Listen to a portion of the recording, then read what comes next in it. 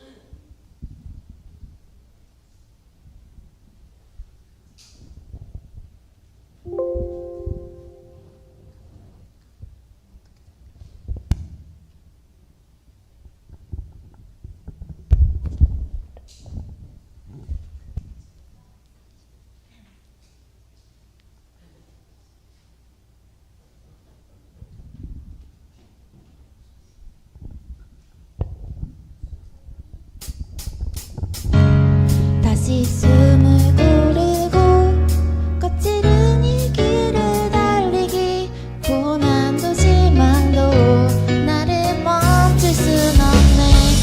끝이 없는 달리기 하나님과 나의 이야기 난 꿈꾸고 있어. 결국 승리의 그날을 눈물 나는 일들이 내겐 너무 버거워 지쳐 포기하고 싶을 때 날 부르신 주님 내게 독수리 같은 새 힘을 주시니 다시 숨을 고르고 거칠은 이 길을 달리기 고난도 실망도 나를 멈출 순 없네. 끝이 없는 달리기 하나님과 나의 이야기 난 꿈꾸고 있어. 결국 승리의 그날을 다시 숨을 고르고 거칠은 이 길을 달리기 고난도 실망도 나를 멈출 순 없네. 끝이 없는 달리기 하나님과 나의 이야기 난 꿈꾸고 있어. 결국 승리의 그날이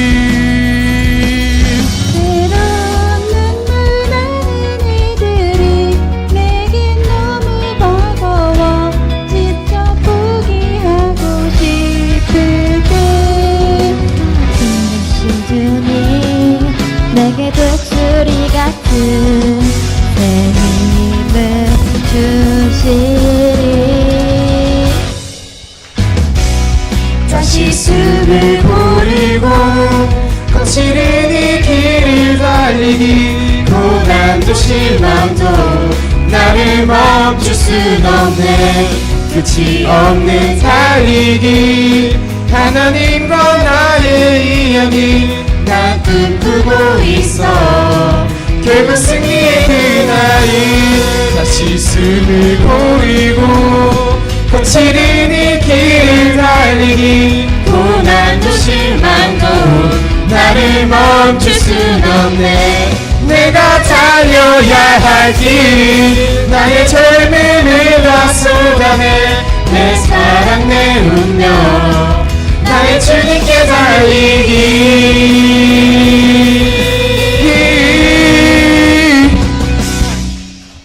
차렷 인사. 감사합니다.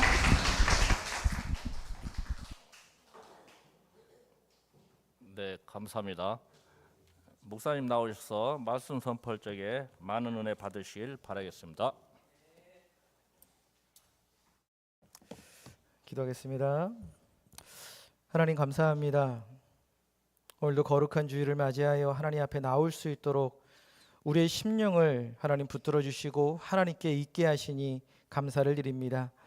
하나님 이 말씀을 들을 때 성령 하나님 우리와 함께 하셔서 하나님이 우리에게 말씀하시는 바를 잘 깨달아 알게 하시고 그 말씀을 우리 심령 가운데 새기는 은혜의 시간이 되게 하여 주시옵소서.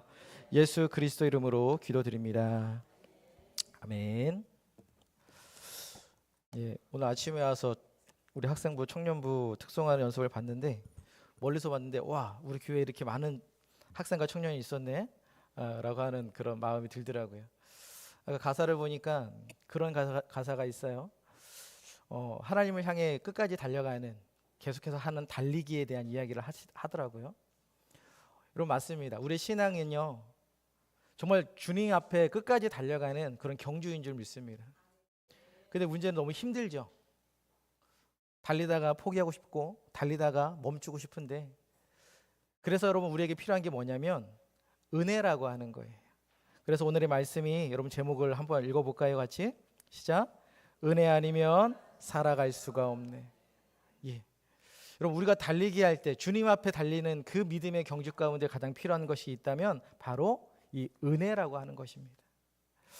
여러분 고마움, 슬픔, 억울함, 서운함, 답답함이라고 하는 감정이 있죠. 이 감정의 공통점이 뭔지 아세요? 느낀다라는 거예요. 감정은 내가 느낀다라는 거예요.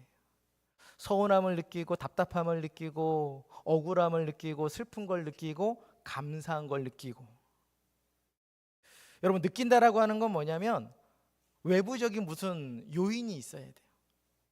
여러분 아무런 요인이 없는데 혼자 갑자기 감사하고 갑자기 슬프고 그건 조울증이죠. 근데 여러분 정말 외부적인 요인이 뭐가 있어서 와 너무 감사하다 오늘. 어떤 외부적인 요인 때문에 오늘 너무 슬프고 답답하다. 사람들이 외부적인 요인 때문에 그렇게 느낀다라고 하는 거예요. 여러분 근데 감정처럼요 우리가 느끼는 게 있습니다. 그게 뭔지 아십니까? 그게 바로 은혜라고 하는 거예요. 여러분 은혜를 우리가 느껴야 되는 줄 믿습니다. 하나님께서 오늘 여러분들에게 부어주시는 은혜가 뭔지를 여러분 정말 온 마음으로 온 몸으로 체험하실 수 있으셔야 됩니다. 여러분 제가 계속해서 많이 말씀을 드렸던 게 그거였어요. 우리는 하나님의 은혜가 없으면 하루도 살 수 없습니다. 그리고 하나님께서 우리에게 매일 부어주시는 은혜로 우리는 살아갑니다. 이 얘기를 참 많이 드렸습니다. 여러분 이 고백은요 하나님 은혜 없이도 나는 살아갈 수 있어요 라고 하는 사람은 절대 할 수 없는 고백이에요. 여러분들 매일매일 살아가시면서 정말 하나님이 부어주시는 은혜를 체험하시며 살아가고 계십니까? 정말 그 은혜를 체험하셔야 돼요. 여러분들이 오늘 이 시간 오늘 하루를 살아가는 것도 여러분들의 힘으로 살아가는 게 아닙니다. 여러분들이 밥을 먹었기 때문에 그 에너지를 가지고 살아가는 게 아니라 오늘 하나님께서 여러분들에게 그 은혜를 베풀어 주시기 때문에 우리가 살아가는 줄 믿습니다. 여러분 9월은요 제가 이제 이런 목표를 잡아봤습니다. 은혜의 가치를 알아가는 달. 하나님께서 여러분들에게 매일같이 은혜를 부어주신다고 하셨는데 매일같이 내게 부어주시는 은혜가 무엇인지를 발견하고 그 은혜 앞에 감사하는 한 달이 되기를 주의 이름으로 간절히 부탁을 드리겠습니다. 자, 그러면 여러분 은혜가 뭔지를 한번 살펴봐야겠죠.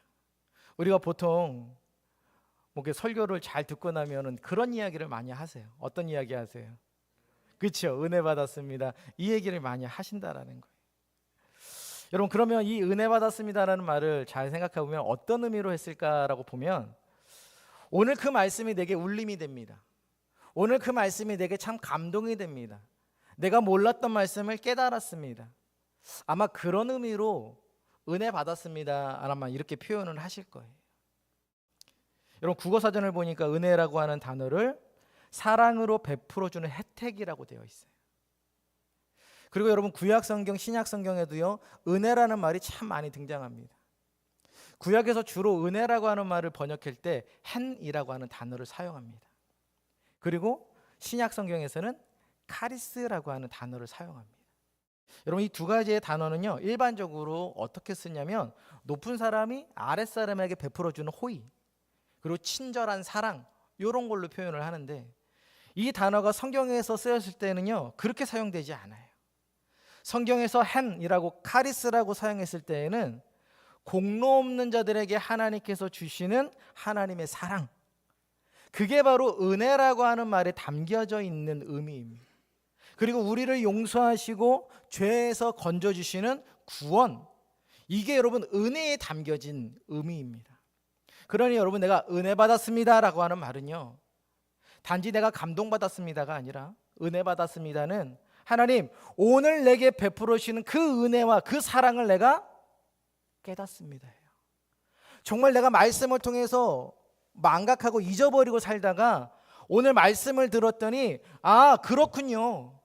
오늘 주님이 나를 구원하셨고 주님께서 나에게 새 생명을 주셨군요. 내가 그걸 다시 기억합니다. 여러분 그 감격이 여러분 되살라 올라왔을 때 우리는 비로소 주님 앞에 아 주님 이것이 은혜군요. 내가 이 은혜로 내가 오늘을 살아갑니다. 여러분 이 고백이 우리의 고백이 되어야 될 줄을 믿습니다. 여러분 먼저 은혜라고 하는 말은요 죄에서의 구원이에요. 오늘 매일 부어주시는 그 은혜라고 하는 이야기는 하나님 내가 정말 하나님 앞에 감히 나아갈 수 없고 정말 내가 이 죄의 짐을 어떻게 할 수 없는데 하나님께서 내 죄의 짐을 벗겨주셨습니다. 그래서 내가 자유로운 자가 되었습니다. 여러분 이것을 매일 느끼는 겁니다. 여러분들이 살면서 아 그래 하나님의 은혜, 하나님의 이 구원의 은혜가 내게 임했구나. 여러분 그것을 매일같이 경험하시는 거예요. 오늘 우리 로마서 5장 15절 말씀을 함께 읽어보도록 하겠습니다. 시작. 그러나 이 은사는 그 범죄와 같지 아니하니 곧 한 사람의 범죄를 인하여 많은 사람이 죽었은즉 더욱 하나님의 은혜와 또한 한 사람 예수 그리스도의 은혜로 말미암은 선물은 많은 사람에게 넘쳤느니라. 사도 바울은 로마서 5장에서 아담과 예수 그리스도를 비교를 합니다. 아담은 우리 모든 사람들에게 범죄함을 줘서 죄책을 줬다라는 거예요. 그 죄의 눌림을 주었다라는 겁니다. 근데 그의 반대로 예수 그리스도는 우리에게 선물을 주셨다라고 이야기를 합니다. 그 선물이 바로 뭐냐면 하나님의 은혜와 예수 그리스도의 은혜로 말미암은 선물을 주셨다. 여러분 그 선물이 뭘까요?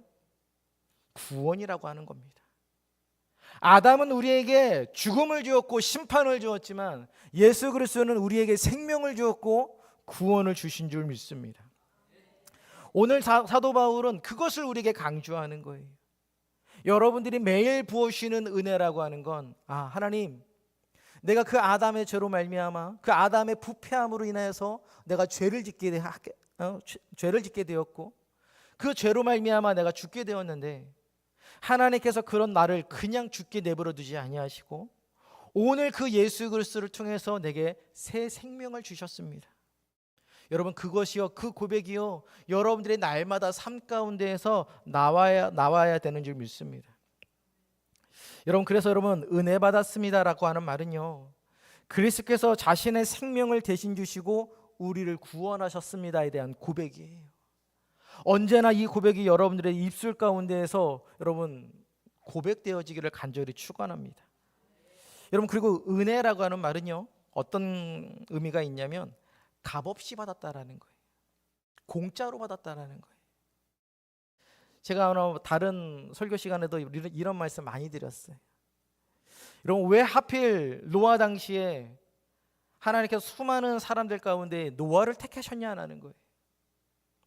많은 사람들이 그 성경 가운데 이 구절에 집중을 합니다. 노아는 당대 의인이었다. 여러분, 노아가 당대 의인이었기 때문에 하나님께서 구원하셨냐? 맞습니다. 그게 틀리지 않습니다. 근데 여러분, 창세기 6장 8절에는 이렇게 말하고 있어요. 그러나 노아는 여호와께 은혜를 입었더라. 여러분, 마리아가 왜 예수님의 어머니가 되셨을까요? 그건 다 아무도 몰라요. 근데 성경은 우리에게 이렇게 말하고 있습니다. 누가복음 1장 30절에서 천사가 이르되 마리아여 무서워하지 말라, 내가 하나님께 은혜를 입었느니라.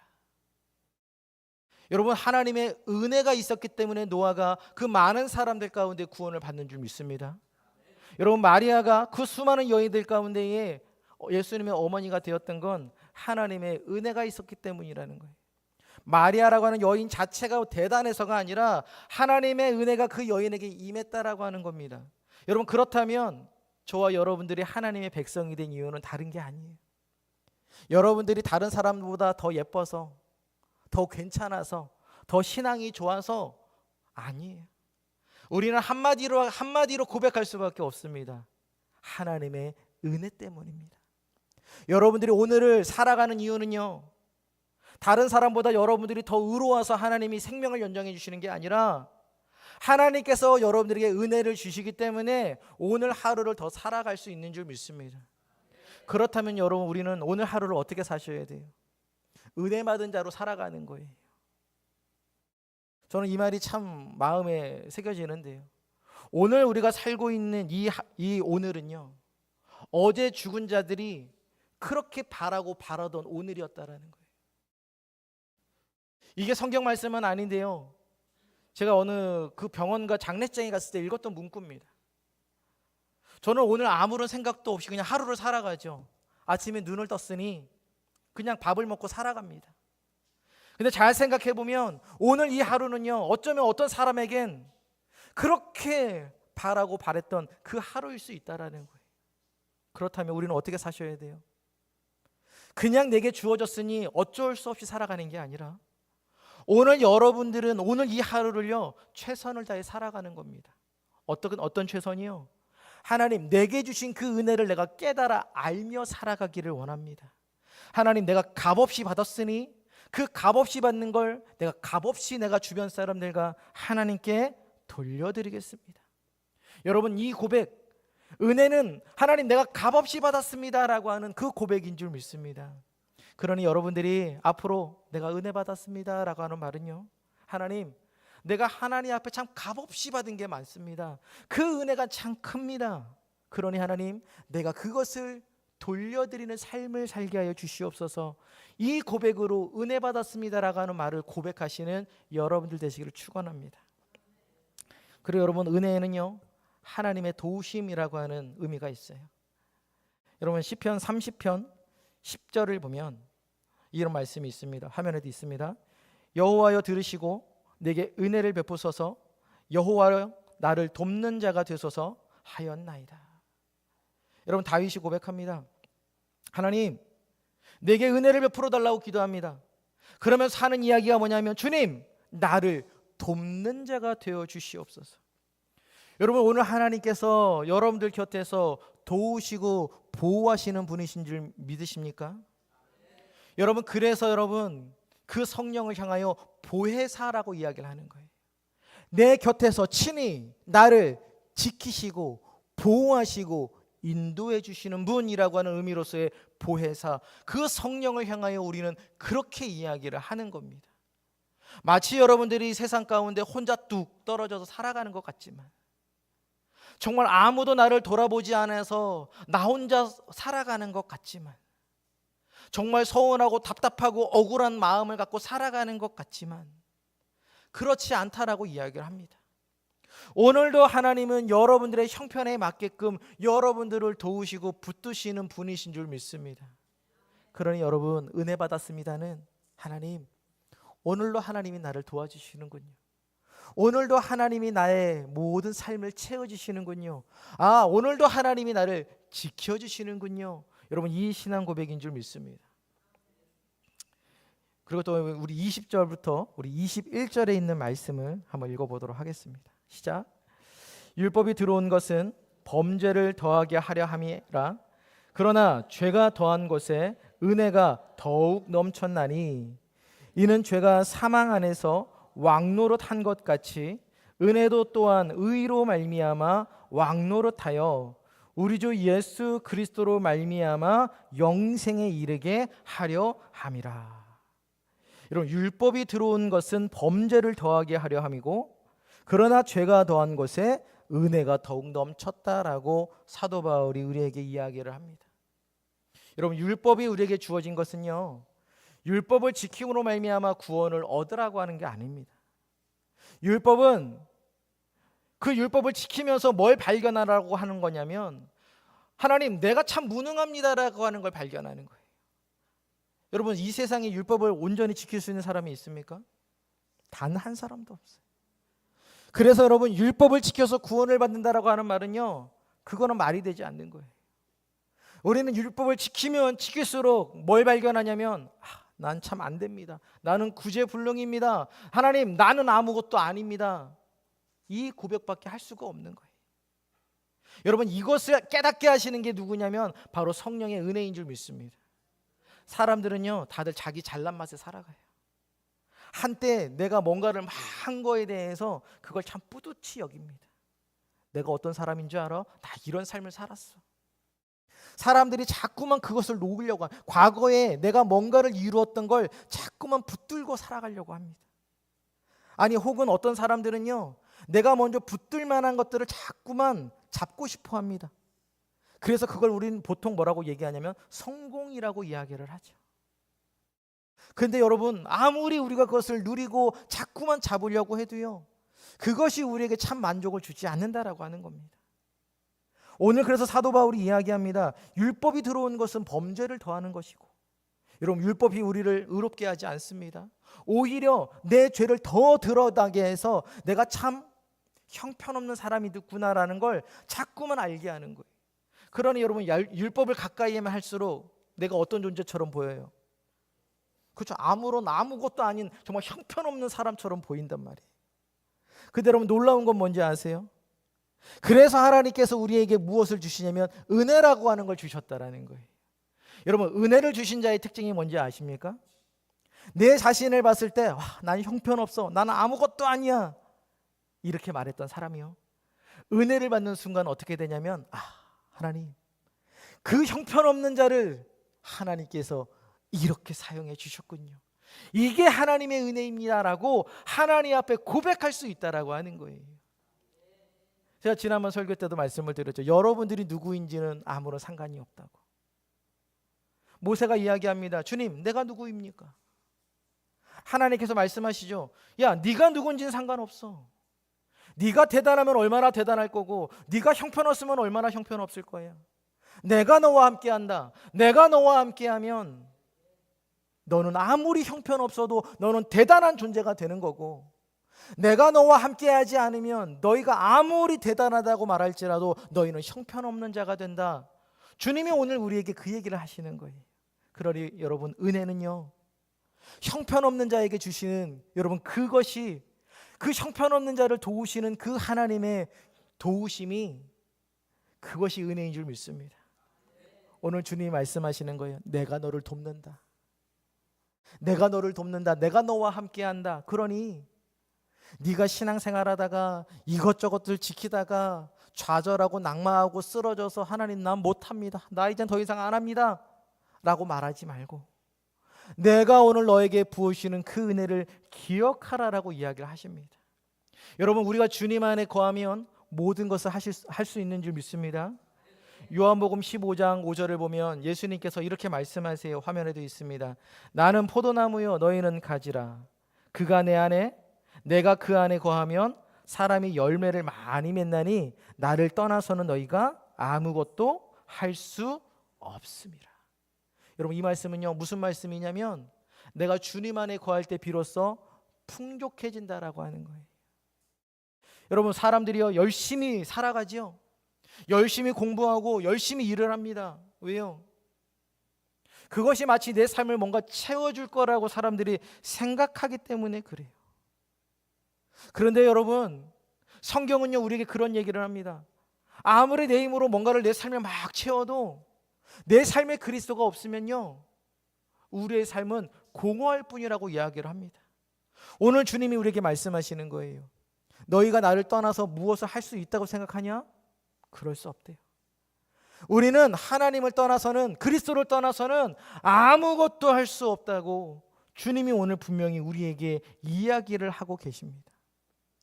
그런데 우리의 속사람은요 우리에게 속삭여요. 뭐라고요? 예수님을 떠나면 너 많은 거 할 수 있어. 너 주일날 안 나오면 많은 거 할 수 있어. 너 예수님 안 믿잖아? 그러면 마음에 거리낌도 없어. 부딪힘도 없어. 네가 자유롭게 할 수 있어. 네가 자유롭게 살아가면 어떻게 돼? 네가 행복해질 수 있어. 여러분들 속지 마십시오.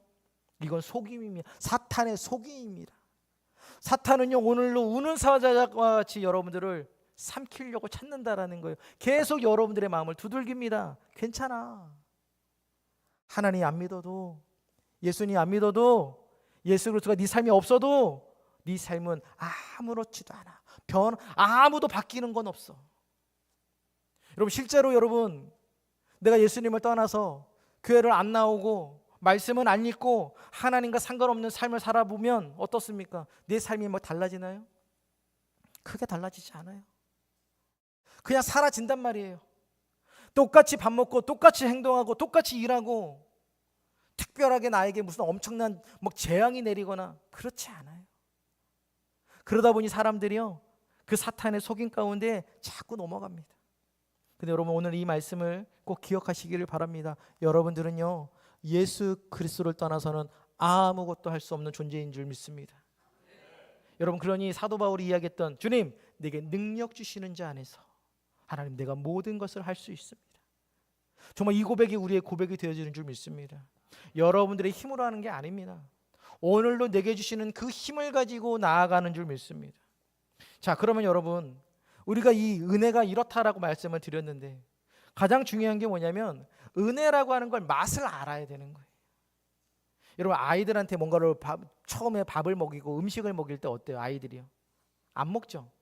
입을 이렇게 막는단 말이에요. 여러분 왜 그럴까요? 그 맛을 몰라서 그래요. 우리도 외국 나가면 첫 음식 먹기가 두렵죠. 이것이 내 입맛에 맞을까? 낯선 거에 대한 그런 어떤 두려움이 있단 말이에요. 근데 재밌는 건 맛을 한번 딱 보면 어때요? 그래서 내 맛이 내 입맛에 딱 맞으면 어떻게 됩니까? 그 다음부터는 계속 그것만 찾는 거예요. 여러분 은혜라고 하는 것도 마찬가지인 거예요. 여러분들이 은혜를 매일같이 찾으려면 하나님의 은혜를 매일같이 하나님 앞에 간구하려면 그 은혜의 맛을 아셔야 돼요. 여러분 그 은혜의 맛은 어떻게 알 수 있을까요? 그건 믿음이에요. 다른 걸로 아는 게 아니에요. 내가 막 찬양을 열심히 막 방방 뛰면서 내가 기도를 막 소리를 막 질러가면서 여러분 그래서 경험하는 게 아니라 오늘 하나님께서 여러분들에게 이 말씀을 통하여서 믿음을 주시잖아요. 그럼 비로소 그 은혜라고 하는 게 무엇인지를 깨닫게 되는 줄을 믿습니다. 그러니 여러분 은혜 받고 싶다면 하나님 앞에 이렇게 기도하십시오. 하나님 내게 믿음을 주시옵소서. 오늘 하나님의 이 말씀을 내가 가까이 하기를 원하고 하나님의 말씀을 내가 즐거워하기를 원하고 하나님의 이 말씀이 내게 진리의 말씀으로 내가 깨닫게 하여 주시옵소서. 여러분 그런 자에게 하나님께서 무엇을 주시냐면 은혜라고 하는 걸 주시는 줄 믿습니다. 자 그럼 우리가 은혜를 받았잖아요. 우리는 그럼 은혜 받은 자는 어떻게 살아야 될까요? 혹시 여러분 이런 전라등어 읽어보셨어요? 은혜 갚은 까치. 이 까치가 자기 새끼가 구렁이한테 잡혀 있었는데 선비가 도와줬어요. 근데 나중에 이 선비가 구렁이에 또 잡혀먹힐 위기가 있으니까 종을 치면 살려줄게 이러죠. 그랬더니 까치가 어떻게 합니까? 자기 머리로 종을 막 박치기를 해가지고 이 선비를 살려줬다라고 하는 이야기예요. 여러분, 그 이야기가 우리에게 주는 교훈이 있죠. 뭐죠? 은혜는 목숨을 버리면서도 갚는다라고 하는 거예요. 여러분, 그걸 우리가 사자성어로 뭐라고 말하나요? 결초보은이라고 말합니다. 은혜는요, 죽어서도 갚는다라고 하는 거예요. 이거는 옛 성인들도 그렇게 말을 했습니다. 자, 그러면 우리가 은혜 받았잖아요, 하나님 앞에. 우리가 하나님 앞에 은혜를 갚을 수 있을까요? 여러분들이 목숨을 다한들 하나님 앞에 은혜를 갚을 수 있을까요?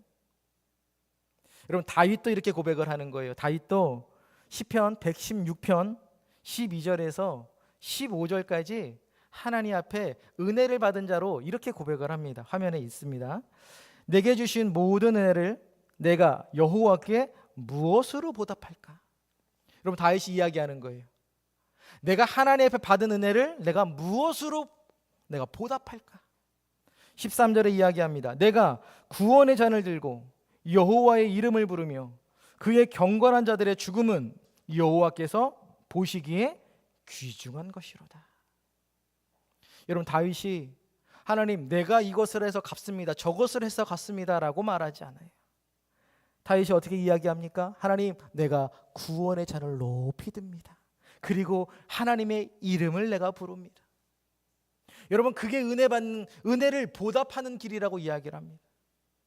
여러분, 우리가 하나님 앞에 받은 은혜는요, 내가 뭔가를 자꾸 해가지고 갚는 게 아니에요. 여러분들이 뭐 해가지고 하나님의 은혜를 갚을 수 있습니까? 봉사를 한들 헌금을 한들 여러분들의 생명을 하나님 앞에 드린들 그것이 하나님의 은혜를 갚을 수 있는 뭔가가 됩니까? 그럴 수 없어요. 여러분, 우리가 하나님의 은혜는요, 갚는 게 아니라 어떻게 하시는 거냐면 기억하고 감사하는 거예요. 여러분, 오늘도 하나님의 은혜를 기억하시기를 바랍니다. 그리고 그 은혜 앞에 감사하시기를 바랍니다. 여러분, 그게 우리가 하나님께 받은 은혜를 보답하는 길인 줄 믿습니다. 날마다 하나님, 내게 주신 구원에 감사합니다. 여러분, 그게 하나님께서 내게 주신 그 구원을 보답하는 길이에요. 다른 이야기로 말씀드리면, 여러분들이 오늘 하루를 살아가시는데 그 구원에 대한 은혜를 여러분들이 기억하지 않는다? 그것은 내가 하나님이 받은 은혜를 내가 망각하는 것이고 우리는 배은망덕한 모습으로 살아간다라고 말하는 것입니다. 그리고 여러분, 시편 116편 15절에 뭐라고 말하냐면 그의 경건한 자들의 죽음은, 우리가 그렇게 살아가는 거예요. 매일같이 하나님의 은혜를 기억하며 감사하며 정말 내가 은혜 받은 자처럼 그리스도인답게 살다가 죽는 것. 여러분, 그것이 뭐라고요? 그게 하나님 앞에 은혜를 보답하는 것이라고 다윗이 오늘 우리에게 이야기를 해주고 있습니다.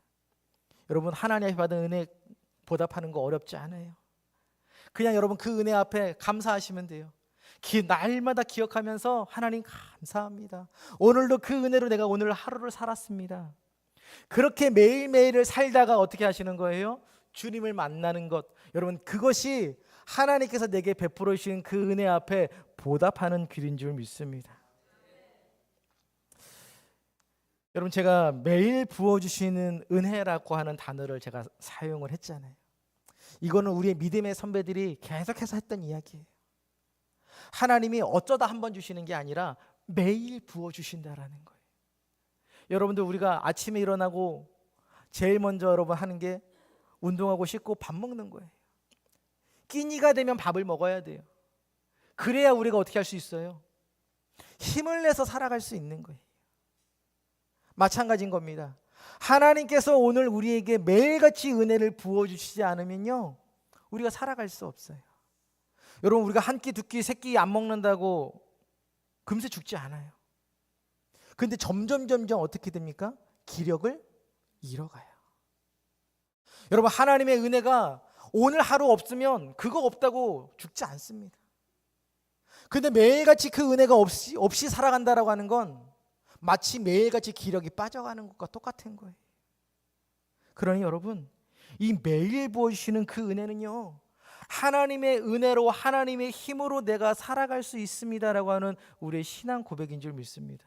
그러니 여러분 9월 한 달 동안 정말 그 하나님의 은혜를 사모하셨으면 좋겠습니다. 제가 밥 한 끼 안 먹으면 힘을 잃어가는 것처럼 하나님, 오늘도 하나님 내게 은혜 주시지 않으면 난 하나님 살아갈 수 없습니다. 그러니 오늘 성경이 우리에게 약속하셨던 그 은혜를 내게 허락하여 주시옵소서. 날마다 그 구원의 은혜, 내게 생명 주신 그 은혜 앞에 하나님 내가 감사하게 하시고, 정말 그 하나님께서 나를 날마다 풍족하게 채워주시는 분이심을 내가 감사하게 하시고, 하나님이 언제나 나를 도우시는 분이시라는 사실을 내가 항상 기억하게 하시고, 내가 그 은혜 받은 자로 오늘 하루를 살게 하여 주시옵소서. 다시 말씀을 드리지만 은혜는 갚는 거 아닙니다, 여러분.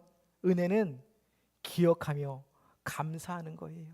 언제나 하나님 말씀 앞에 그 은혜를 가까이 하시고 그것을 기억하시며 하나님 앞에 감사의 고백으로 올려드리고, 그런 삶을 살다가 주님을 맞이할 수 있는 저와 여러분들이 되기를 간절히 축원합니다. 여러분, 그래서 오늘 나눠주신 주보에 보면요, 그 성품 브로셔가 있습니다. 그 안에 9월의 찬양이 은혜 아니면 살아갈 수가 없네 라고 하는 찬양입니다. 여러분, 한 달 동안요 계속해서 묵상하십시오. 말씀을 읽으시면서 묵상하시고 찬양을 들으시면서 묵상하십시오. 하나님, 정말 은혜 아니면 난 단 하루도 살 수 없습니다. 이게 입에 발린 고백이 아니라 여러분들의 그 마음, 심령 그 깊은 데에서 하나님 앞에 고백되어지는 그런 놀라운 신앙 고백이 되시기를 주의 이름으로 간절히 부탁을 드리겠습니다.